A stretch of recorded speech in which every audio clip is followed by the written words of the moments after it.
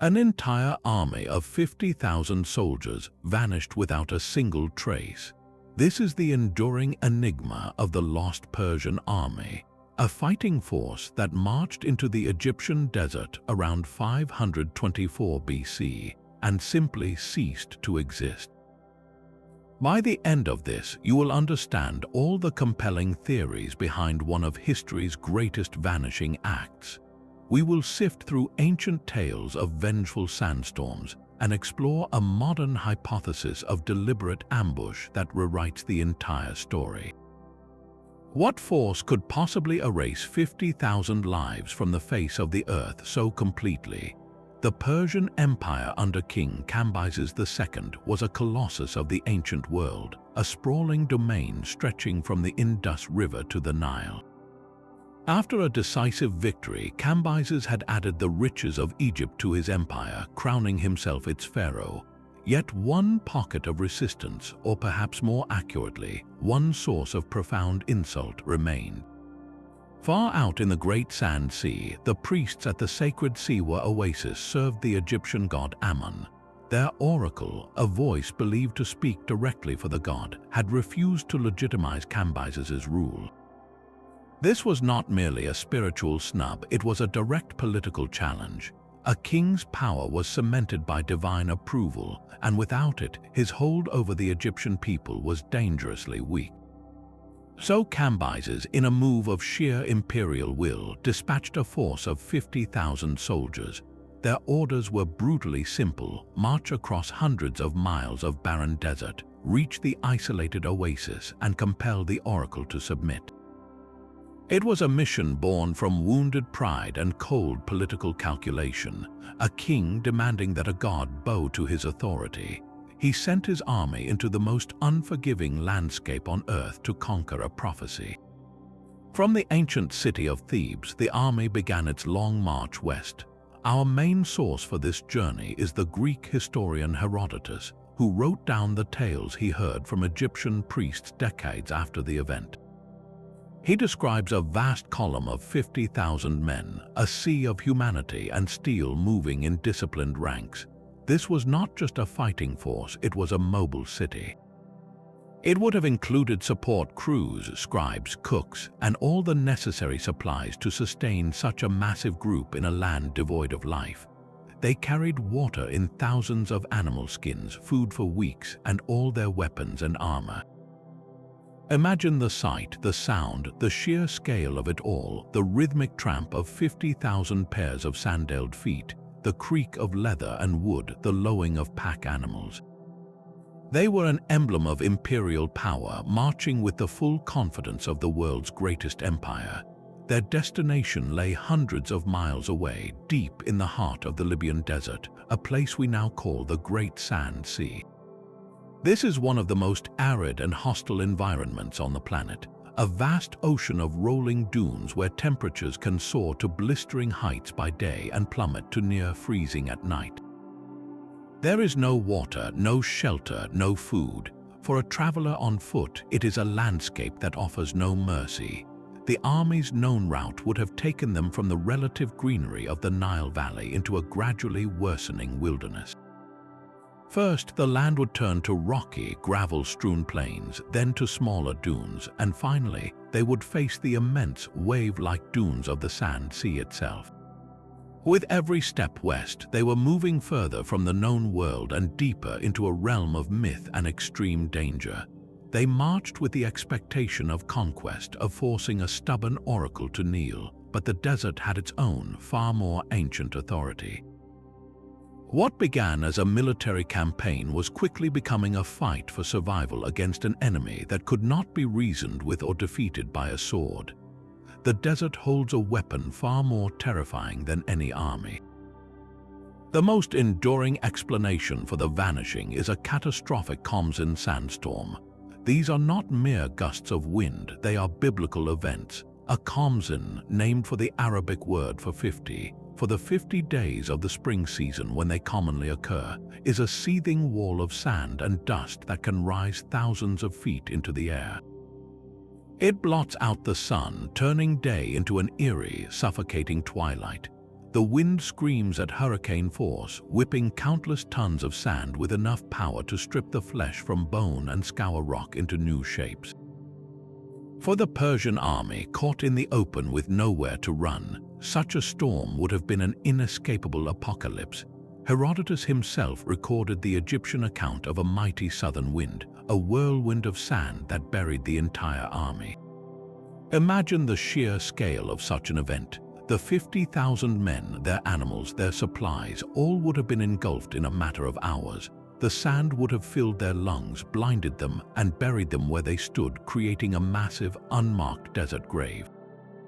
Modern history offers chilling parallels. Entire villages along the Sahara have been swallowed by dunes over centuries, but a storm of sufficient magnitude could accomplish the same feat in a single, furious day. This theory paints a picture of a force of nature so immense and indiscriminate that it could truly erase a world power's entire military contingent from the map, leaving no weapon, no bone, and no story behind except for a whispered legend. One moment they were a formidable army, the next they were simply part of the desert itself, silenced under a sea of sand. Yet a different kind of peril may have been waiting for them, one that offered no dramatic sandstorm, only a silent and sudden collapse. Geologists point to a more insidious feature of the desert landscape, the treacherous salt pan.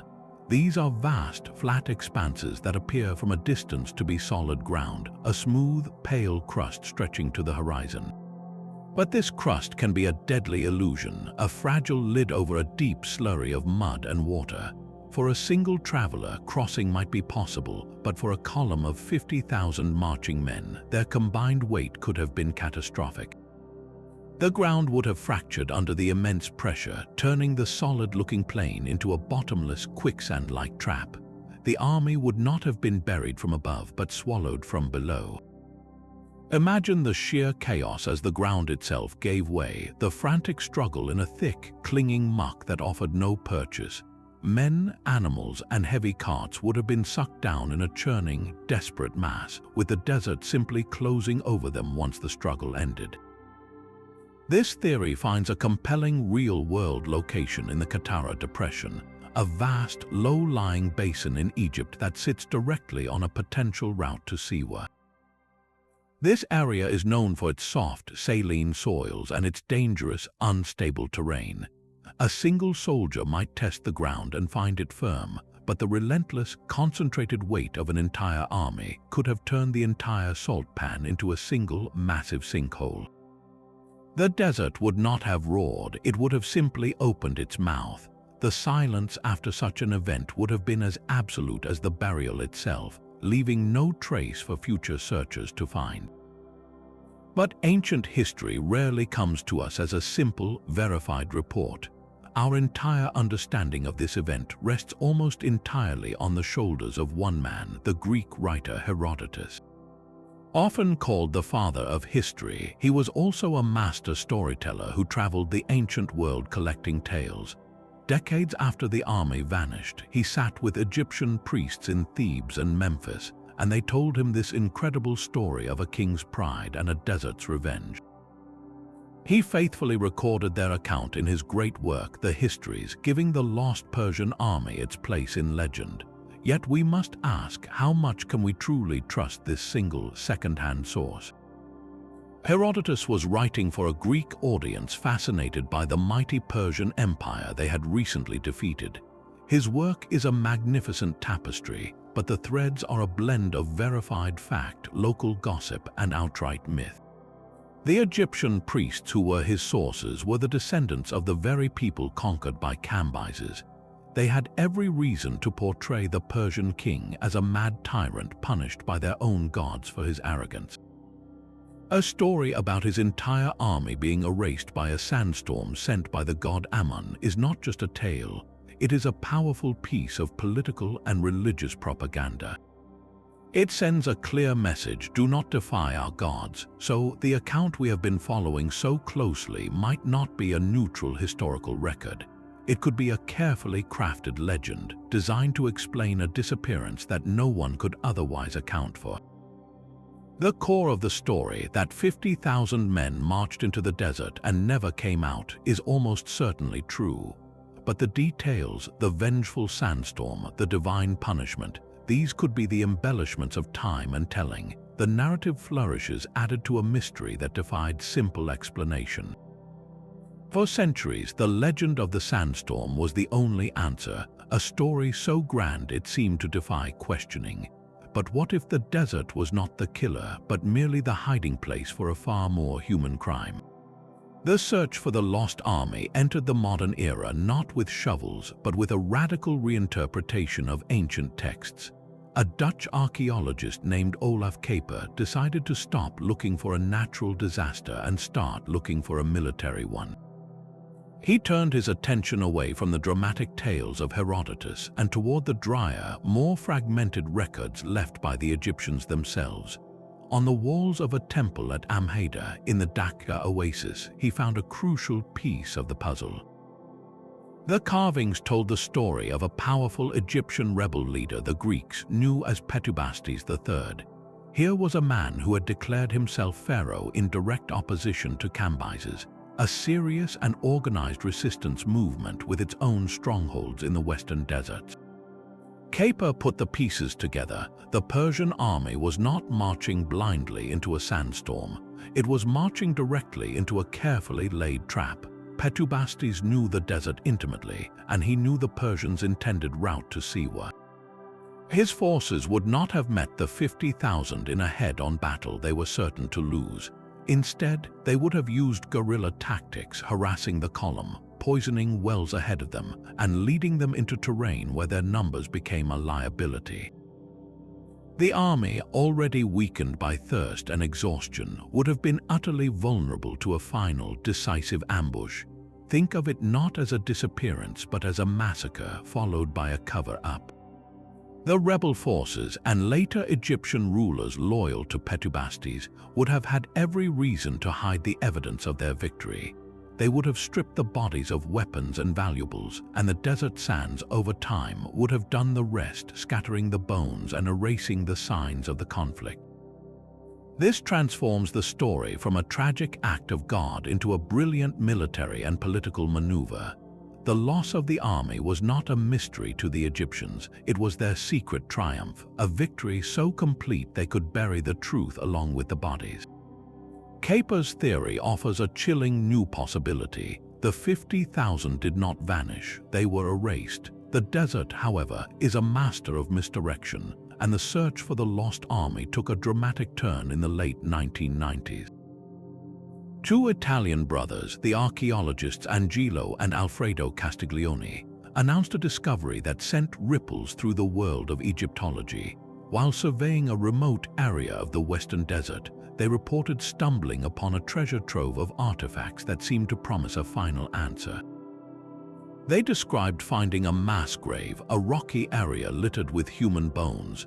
More compellingly, they claimed to have uncovered a cache of ancient weapons, including bronze daggers and arrowheads, all dating to the Achaemenid Persian period. They even presented a few of these artifacts to the press, including a corroded but recognizable bronze sword. For a moment, it seemed the legend had been pinned to a map the 50,000 soldiers finally found. The Castiglione brothers proposed a location far south of the traditional route to Siwa, suggesting the army had taken a different, more treacherous path and met its end there. Their claim was bold, specific, and backed by physical objects. It was everything the legend had been missing: tangible proof. Yet in archaeology, a single claim is just the beginning of a much longer argument. The initial excitement was soon met with a wave of profound skepticism from other experts. The academic community raised pointed questions about the context of the find. Where was the full, documented excavation report? How could they be certain these scattered bones and weapons belonged to a single, cataclysmic event, and not to a smaller, more typical desert skirmish that had occurred over centuries? The sheer scale of the Persian army's loss should have left an archaeological site of staggering proportions, a find that would be almost impossible to miss.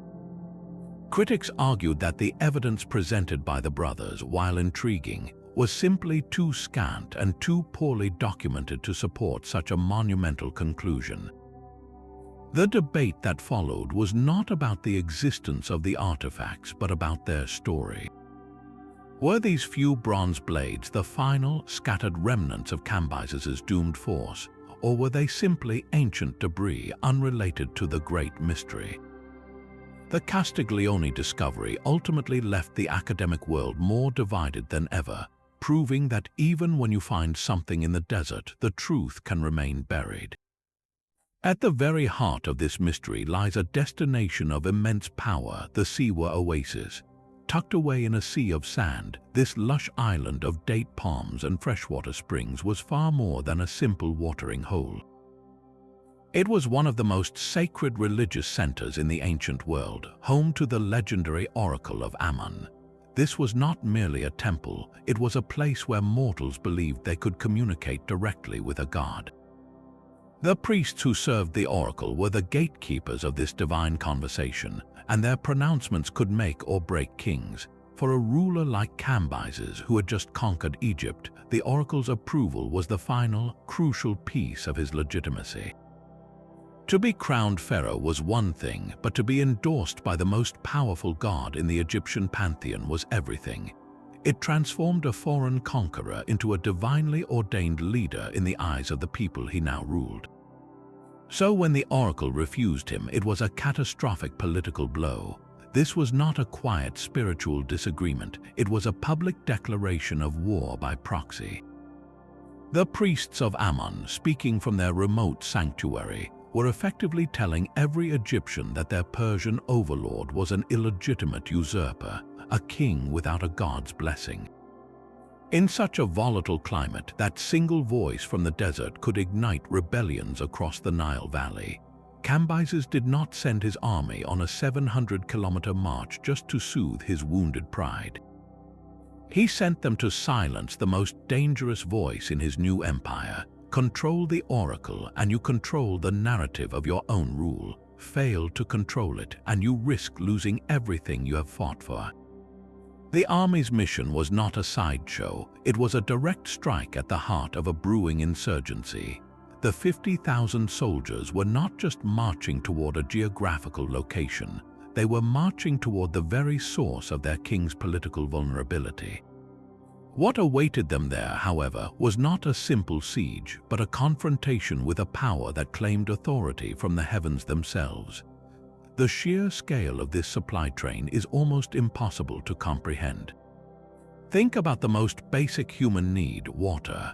A single soldier in the desert requires a minimum of 2 to 3 gallons of water each day just to survive. Multiply that by 50,000 men.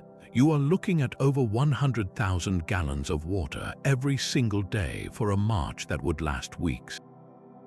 That volume of liquid would weigh more than 400 tons, and that is just for the men. It does not include the thousands of horses, camels, and oxen that were part of the column, each animal needing even more water than a human. They would have carried this water in animal skins and clay pots, a fragile and incredibly heavy cargo loaded onto carts and the backs of beasts. The food required is another staggering calculation. Each man needs at least 2 pounds of grain daily. That is 50 tons of food consumed by the army every single day. The animals pulling the carts and carrying the supplies would have needed their own fodder, tons of it, which itself had to be carried, creating a vicious cycle where the more supplies you bring, the more animals you need, and the more supplies those new animals consume. This was not a marching column, it was a slow-moving city, entirely dependent on the resources it carried with it. The desert offered nothing, no streams to refill from, no fields to forage in, no trees for firewood. Every single mouthful of water, every bite of bread, every handful of grain for the animals had to be meticulously planned and transported from the very first step. A single broken cart axle, a single contaminated water skin, or a single wrong turn could begin a cascade of failure from which there was no recovery. The army was not just fighting the desert, it was fighting math. The logistics alone were a ticking clock, and every day that passed brought them closer to the moment their supplies would run out.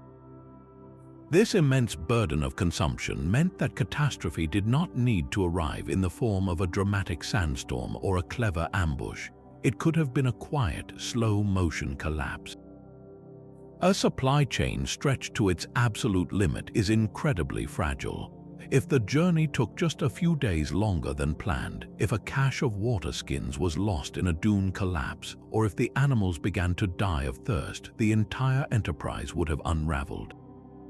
Thirst and hunger are enemies that cannot be fought with swords.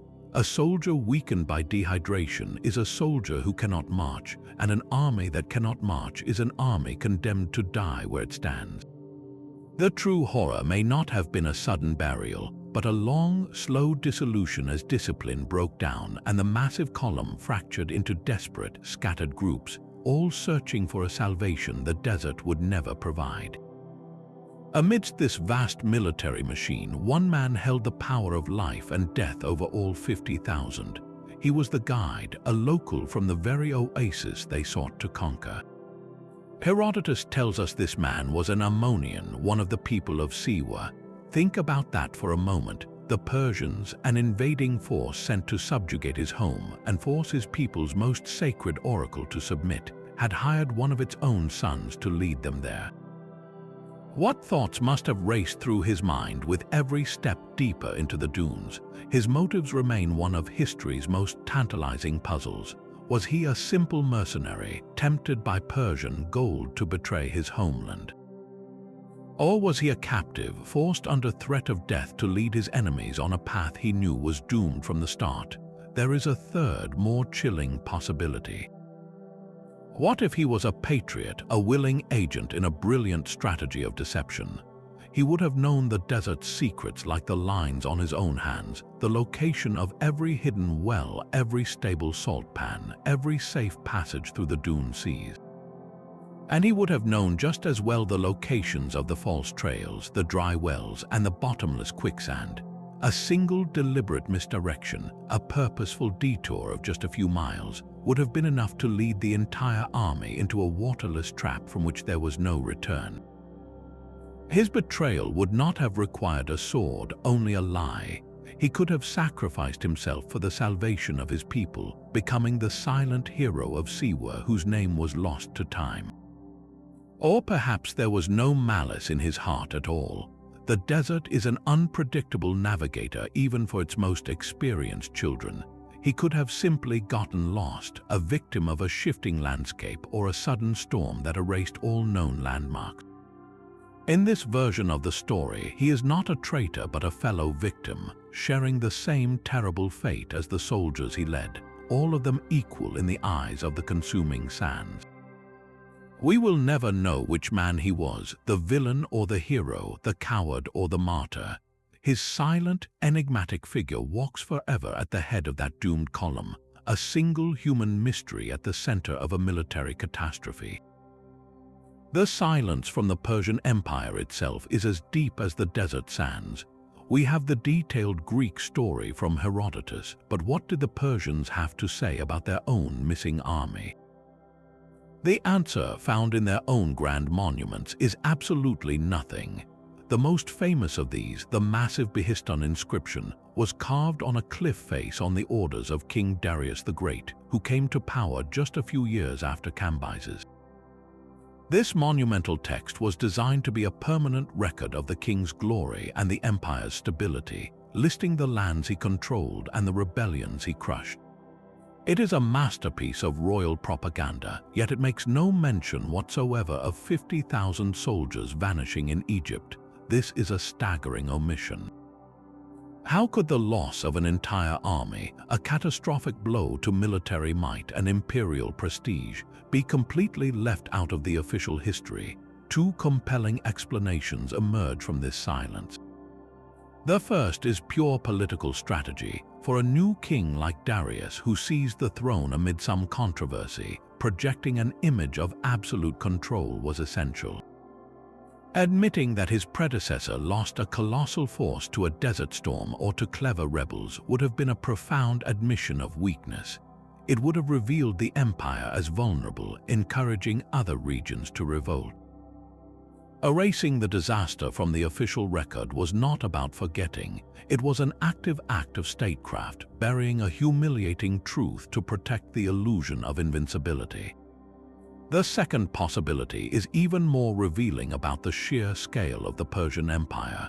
50,000 men was a devastating loss, but the empire's total military strength was measured in the millions. This single army, while huge to us, may have been seen in the capital as a regrettable but ultimately manageable loss on a distant, troublesome frontier. In the grand accounting of a world-spanning empire, it might not have been considered a history-altering event worthy of carving into stone for all eternity.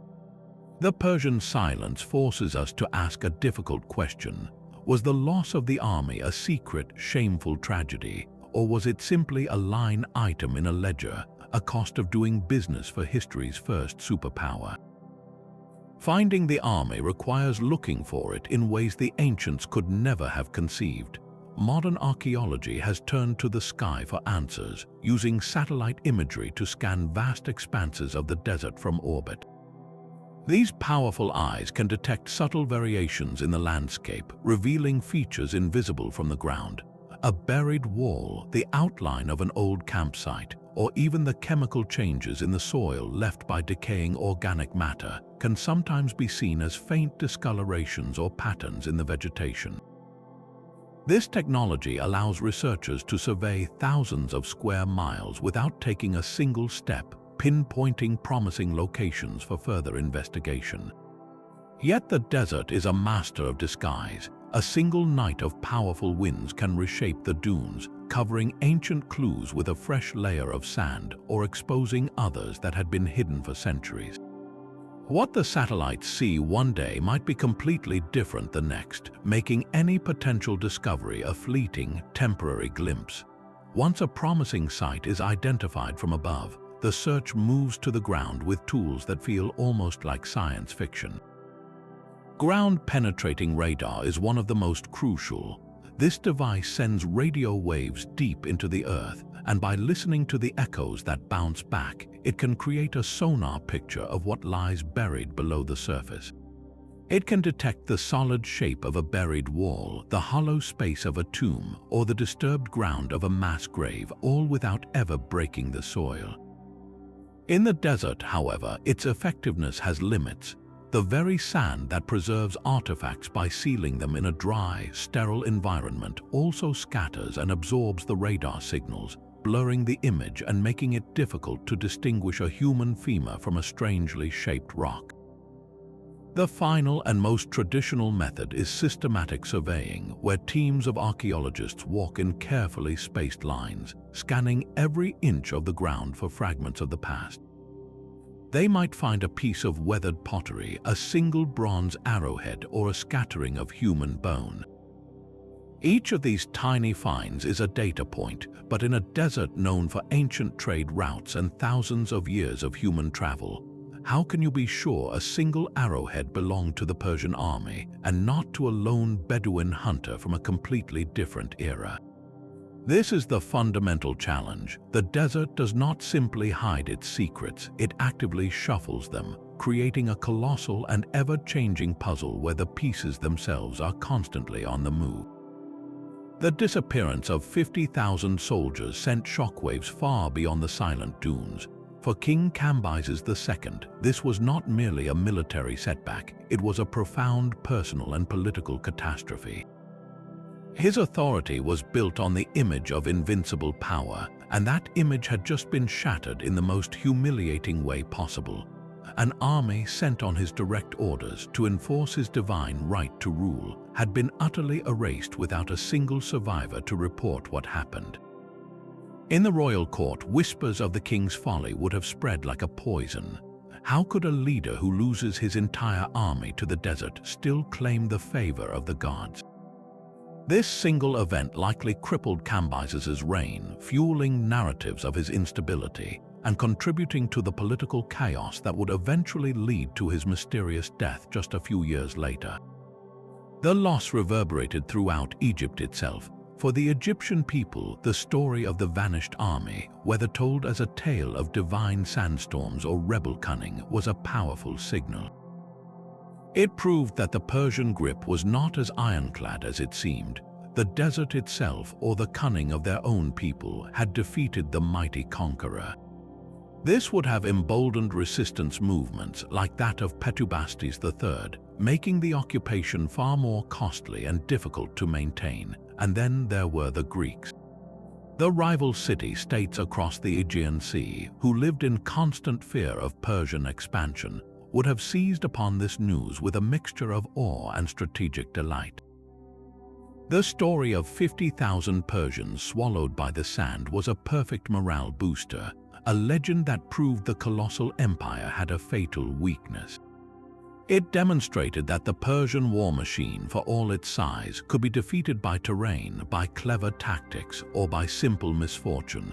This intelligence would have been carefully filed away, a crucial data point for future generals who would one day face Persia on the battlefield. The true cost of the lost army was not just counted in missing soldiers, but in the erosion of fear, the birth of hope in enemy hearts, and the permanent crack it left in the foundation of imperial power. A mystery in the desert had become a pivotal, unacknowledged turning point in the ancient world. History's deserts and forests seem to have a particular appetite for entire armies. The lost Persian army stands as a colossal mystery, but it is not alone in the annals of military history. Centuries later, on the misty northern edge of the Roman Empire, another formidable force vanished just as completely. The legendary 9th Legion, known as the Hispania, marched from its fortress in York, England, into the wilds of Caledonia, modern-day Scotland, and was never seen again. Over 5,000 heavily armed Roman legionnaires, the very embodiment of imperial order, simply dissolved into the highland mists. The silence that followed was so absolute that its disappearance became the stuff of British folklore, inspiring tales of a massacre by painted tribes or a supernatural engulfment by the land itself. Then leap forward to the trenches of the First World War. In August 1915, during the brutal Gallipoli campaign, a battalion of the Norfolk Regiment, over 250 men, advanced into a strange, low-lying cloud on a hillside in Turkey. Witnesses reported seeing this entire unit march into the bank of fog, but none ever came out the other side. They were not merely killed in action, they were erased from the battlefield, becoming the enduring enigma of the vanished battalion. What binds these disparate events together across thousands of years and miles? It is the utter completeness of the disappearance and the profound challenge it poses to our understanding of the past. We can accept a battlefield defeat, no matter how bloody, because it follows a certain logic. But the total evaporation of a military unit, leaving no bodies, no equipment, and no clear story, creates a vacuum. That vacuum is instantly filled by our deepest fears and our most powerful myths, from vengeful desert gods to supernatural clouds. These stories are not just about lost soldiers, they are about the fragility of human order against the immense unknown power of the world.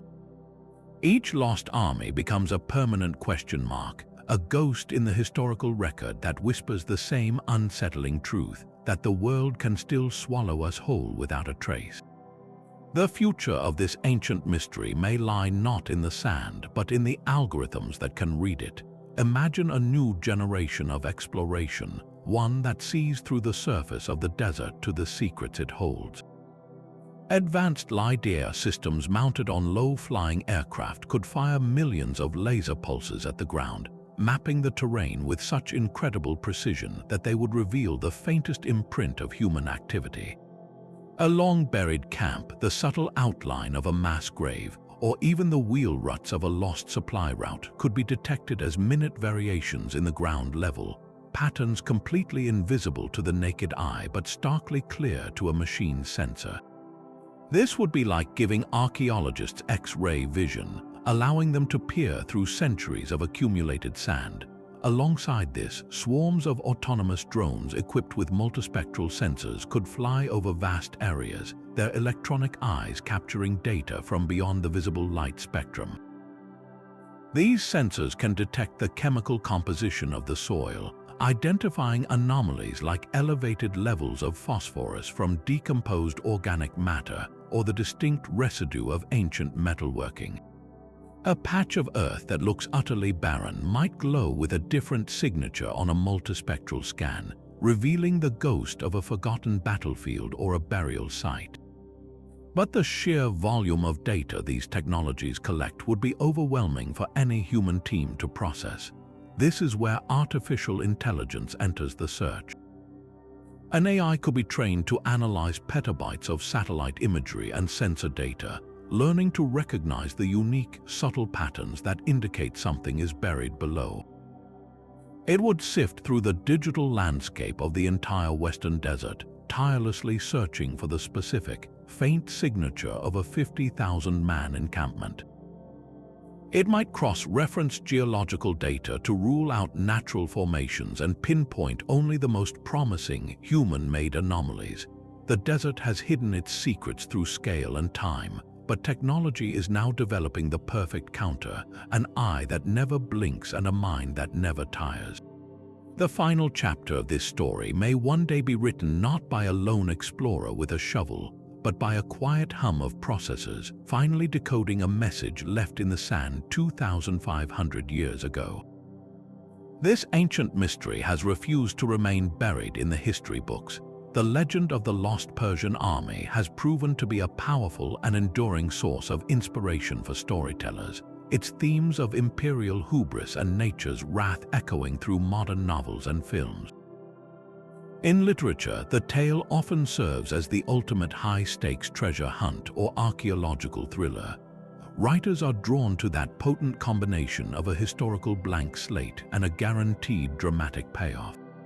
The premise is almost irresistible: a modern-day explorer, armed with a crumbling map or a cryptic diary, pieces together clues that everyone else has missed and ventures into the deadly desert to find the truth.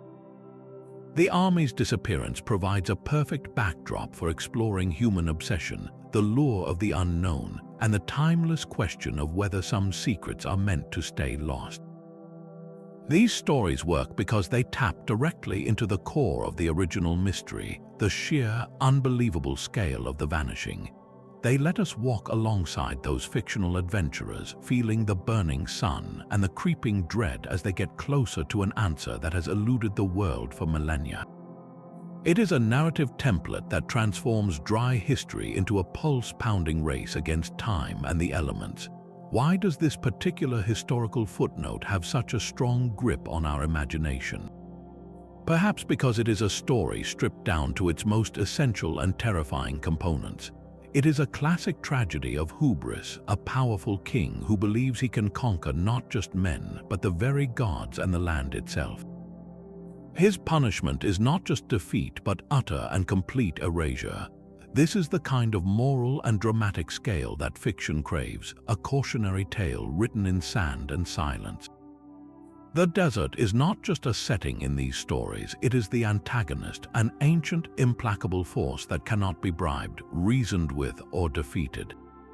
This makes the Lost Army a perfect narrative engine, powering stories that remind us of the fragility of human ambition against the timeless power of the natural world.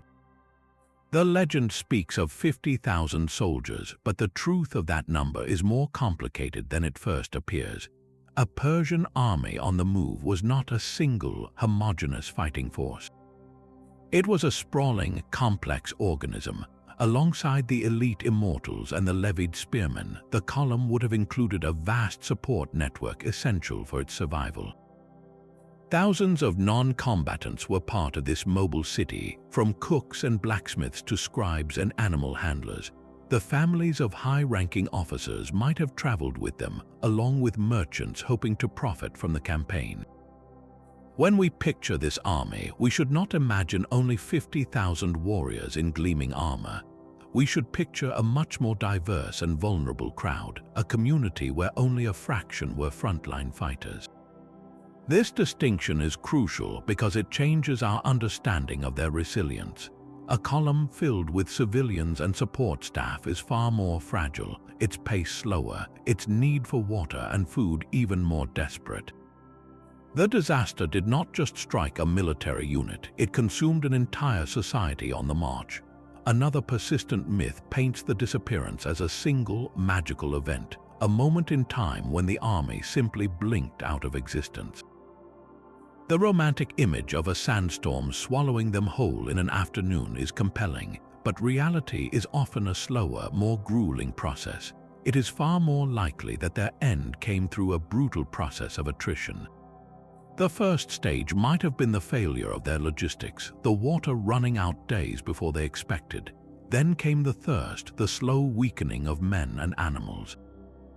Discipline would have frayed as the columns stretched out, with stronger units pushing ahead and weaker ones falling behind.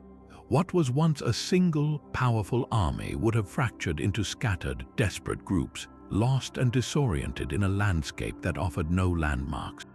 The final blow could have been a sandstorm or an ambush or simply the desert's silent, baking heat, but it would have fallen upon a force already broken and dying. The end was not a sudden curtain drop, but a slow, agonizing fade to silence, one failed well and one collapsed soldier at a time. Behind the colossal number of 50,000 lies a tapestry of individual lives, each with its own story now silenced by the sand. These were not faceless automatons, but men drawn from the farthest reaches of a sprawling empire. A soldier marching under the Persian banner could have been a Mede from the rugged northern highlands, a Saka tribesman from the steppes of Central Asia, or an Egyptian conscript who had only recently bowed to Cambyses' rule. They spoke different languages, worshipped different gods, and carried with them the personal hopes and fears of men sent on a desperate mission.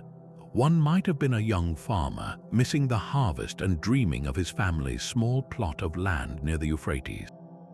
Another could have been a seasoned hunter from the Caucasus Mountains, his skills with a bow now turned against an enemy he could not see in a land he could not comprehend. They carried amulets for protection, letters from home they could not read themselves, and the simple, universal desire to see another sunrise. Think of the conversations around the campfire at night, the mix of dialects and the shared complaints about the rations, the heat, and the endless shifting dunes. This campaign was not their choice. It was the decree of a distant king, an order that tore them from their lives and marched them into a void for a cause that was, at its heart, one man's wounded pride. The true scale of the tragedy is not just the loss of an army, but the extinguishing of 50,000 individual worlds, each with its own memories, loves, and unfulfilled futures. Their collective fate is a historical statistic, but their silent, personal stories are what make this ancient mystery feel so profoundly human and hauntingly immediate. What final thoughts flashed through their minds as the sand began to rise or the ground gave way? We will never know their names, but we can remember that they were here. A desert that can swallow an army should also be a perfect museum, preserving every last artifact in its dry, sterile embrace. Yet this is the great contradiction of the search. The very environment that causes a disappearance is also what actively dismantles the evidence. In the hyper-arid sands, organic materials like wood, leather, and cloth face a rapid, if silent, demise. Intense ultraviolet radiation from the sun acts like a relentless bleach, breaking down the complex molecular chains in fabrics and animal hides. A fine woolen tunic or a sturdy leather waterskin, left exposed on the surface, would not rot away with moisture and mold as it would in a forest. Instead, it would be systematically shredded by the scouring wind and the drastic temperature swings that cause materials to expand and contract until they become brittle. Over a few seasons, what was once a soldier's cloak would be reduced to a few faint, colorless fibers, and then to dust, literally returning to the earth. Metal fares only slightly better. A bronze dagger or an iron spearhead buried in the sand is protected from the wind but not from the chemistry of the soil. Desert sands are often rich in salts. When the rare dew or minimal rainfall occurs, it draws these salts to the surface, and they settle on any metal object, initiating a slow, persistent corrosion. A magnificent sword might be reduced over centuries to a fragile, green crust that crumbles at the touch, its shape recognizable only as a stain in the earth. Even the soldiers themselves leave a fragmented legacy. The human body, once the life has fled, becomes just another part of the ecosystem. Scavengers are the desert's cleanup crew. Hyenas, jackals, and vultures would have quickly scattered a body, carrying bones far from the original site. The relentless sun would then bleach and brittle the remaining skeletons. Over time, even the strongest femur or skull would crack and splinter under the heat, and the shifting sands would scatter the fragments, mixing the bones of a Persian spearman with those of a lost traveler from 1,000 years later. This is why finding a single, conclusive mass grave is so statistically unlikely. The desert does not create a neat, sealed tomb. It is a vast, open-air processing plant that dismantles, scatters, and camouflages everything within it. A single arrowhead might survive, but it is a lonely data point separated from its story. The desert preserves not the army, but its ghost, a million scattered pieces of a puzzle that the wind will never let us assemble. Water is the true currency of the desert, and its absence is a debt paid with lives. For an army of 50,000, the location of every well and hidden spring was not just a logistical detail, it was the literal line between survival and oblivion. Their planned route from Thebes to Siwa was not a straight line across a blank map. It was a desperate, zigzagging path from one known water source to the next. These oases were not lush gardens, but often just small, muddy depressions where water could be drawn from deep underground. Places like the Karga Oasis and the Dakka Oasis were crucial waypoints, islands of life in an ocean of sand. The army's entire strategy, its pace, and its very existence were built on the assumption that these sources would be there, waiting and full. But what if that assumption was fatally wrong? The desert is a dynamic, living entity. A single, powerful sandstorm can choke a well that has flowed for centuries, filling it in a matter of hours with tons of shifting sand. An oasis can also fail if the fragile underground aquifer that feeds it is overtaxed, either by a prolonged drought or by the sudden, massive demand of 50,000 thirsty men and their animals descending upon it at once.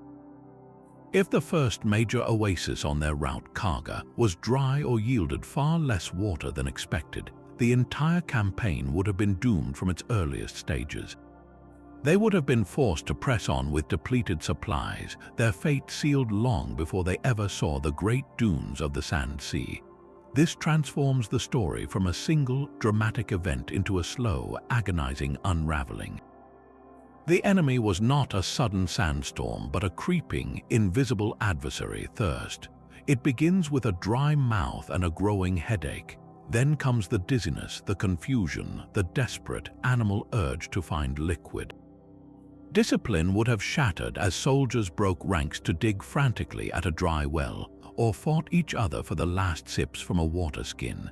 The massive, orderly column would have disintegrated into a scattered trail of delirious men, stumbling away from the group in a futile search for a mirage. Their end would not have been a collective burial, but 1,000 individual collapses as one by one, they fell to their knees and then were still, the relentless sun and the scavenging wind erasing them soon after.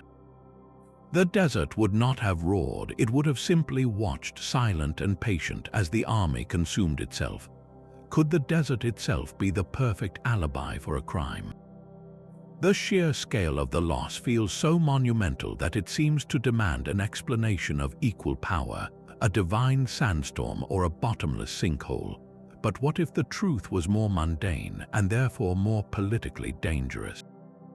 A quiet, unsettling theory suggests the entire legend is not a mystery at all, but a carefully constructed cover-up. Imagine the perspective from the royal palace in Persia. King Cambyses has just received a devastating report. His army of 50,000 has not been lost to nature's wrath, but decisively defeated in battle by the Egyptian rebel Petubastis III. This is not a tragedy, it is a humiliating military failure. Admitting that a rogue faction of his newly conquered subjects could obliterate an entire Persian field army would shatter the empire's reputation for invincibility. It would be an open invitation for every other restless province to rise up. So a story is crafted, a legend is born. The official line becomes that the army was not defeated by men, but by the desert itself. A sandstorm is a politically neutral killer. It is an act of God that insults no one's military prowess and reveals no strategic weakness. It transforms a staggering defeat into a tragic, if awe-inspiring, natural disaster. This kind of historical whitewashing is not without precedent. Governments today still manage information to control public perception after a setback. The story of the sandstorm protects the regime, allowing Cambyses to save face and maintain a grip on power by blaming an uncontrollable force rather than admitting to a vulnerable flank. There is another, even darker, twist to this conspiracy.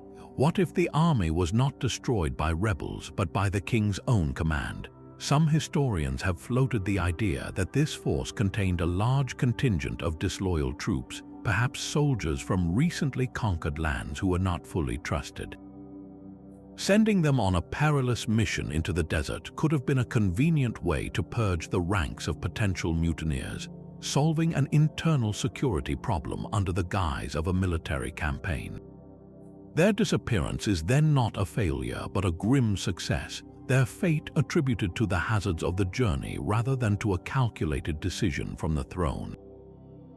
These theories force us to reconsider everything. The legend we have been dissecting for centuries might not be a puzzle to be solved, but a smokescreen, a story told so well and for so long that its sheer grandeur has hidden a much simpler, uglier truth.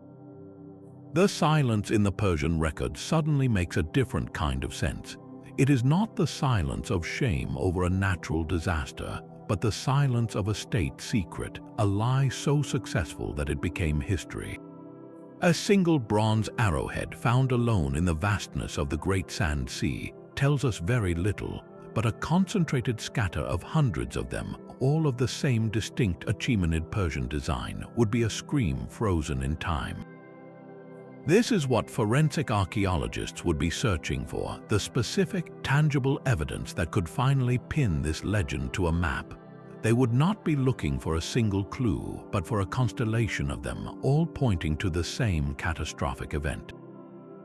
The first and most telling sign would be a battlefield scatter. Persian arrowheads had a very specific shape, often a trilobate or three-edged design that was effective at piercing armor.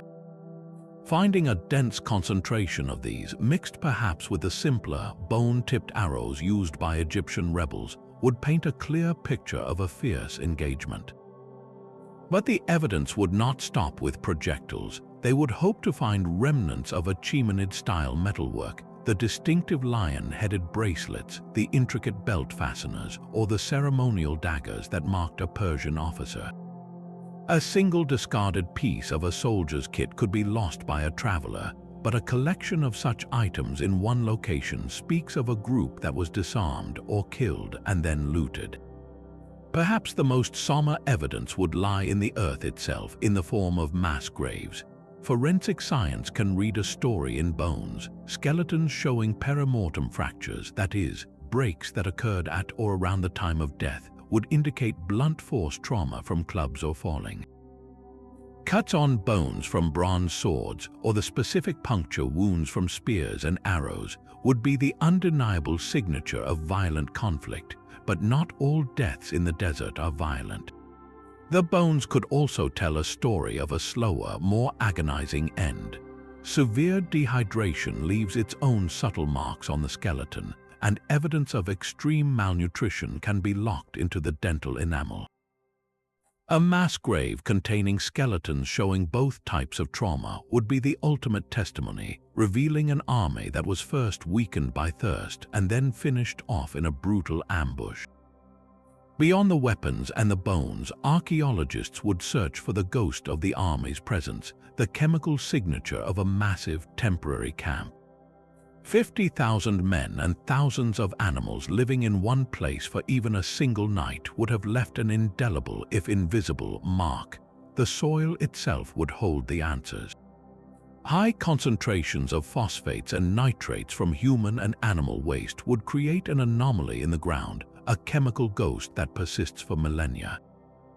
They would also look for traces of heavy metals like lead and copper, the microscopic residues from repairing armor, sharpening weapons, and simply living in a mobile city fueled by metal. Using ground-penetrating radar and soil chemistry analysis, they could potentially map the entire outline of the camp, pinpointing the latrine areas, the forge sites, and the sleeping grounds. Finding this evidence would do more than just confirm a location. It would capture a moment, the last place 50,000 souls rested before they marched into silence. The desert may have scattered their bodies, but it cannot erase the chemistry of their final days. We are drawn to this story not in spite of its lack of an answer, but because of it. That empty space in the historical record is a canvas onto which we can project our own deepest anxieties and wonders. At its core, the tale of the Lost Army is the ultimate what-if scenario, a question that can never be fully resolved, and that is its enduring power. It forces us to confront the terrifying possibility of complete and total erasure. Most stories from the ancient world, even the most brutal battles, offer a kind of closure.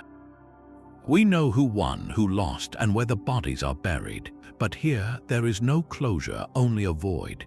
This taps directly into a primal human fear of the unknown, the dread of simply vanishing without a trace, without a story, without a grave for loved ones to mourn over. It is the same fear that gives rise to legends of ships lost in the Bermuda Triangle or planes that disappear from radar. We are unsettled by the idea that the world can still swallow people whole, leaving behind only a haunting question mark. The Lost Persian Army is a monument to this fear, a permanent reminder that for all our technology and knowledge, there are still forces beyond our control. It also serves as a profound lesson in humility. Here was the most powerful empire on earth, a superstate that commanded millions, yet it could not protect a single army from being utterly deleted by the desert. The story whispers that no matter how great our monuments, how vast our armies, or how towering our pride, we are still subject to the indifferent power of the natural world. A single sandstorm, a hidden salt pan, or a desperate lack of water was all it took to reduce imperial ambition to dust. This is not just a historical curiosity, it is a timeless narrative about the fragility of human endeavors. We keep returning to this mystery because it is a perfect, self-contained drama with a beginning, a middle, but no end, leaving us forever to wonder what final, desperate moments were spent under that merciless sun.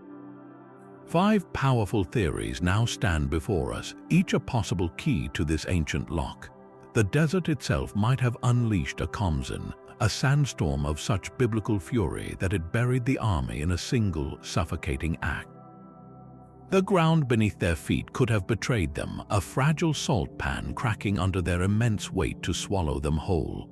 Or perhaps the truth is a story of human cunning, where the rebel leader Petubastis III laid a perfect trap, using the desert as his weapon to ambush and annihilate the invaders. We have even considered a political conspiracy, a cover-up spun in a Persian palace to disguise a humiliating defeat as a tragic act of God.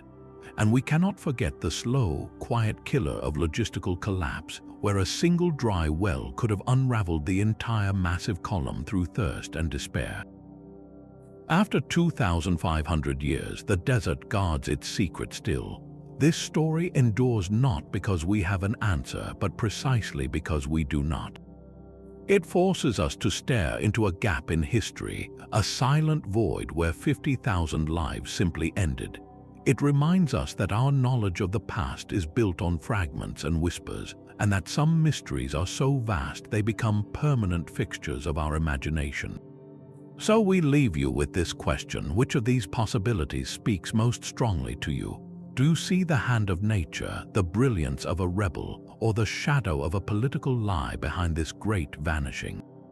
Share your thoughts and your own theories down below. The search for the lost Persian army is a conversation that has lasted for millennia, and your voice is now a part of it.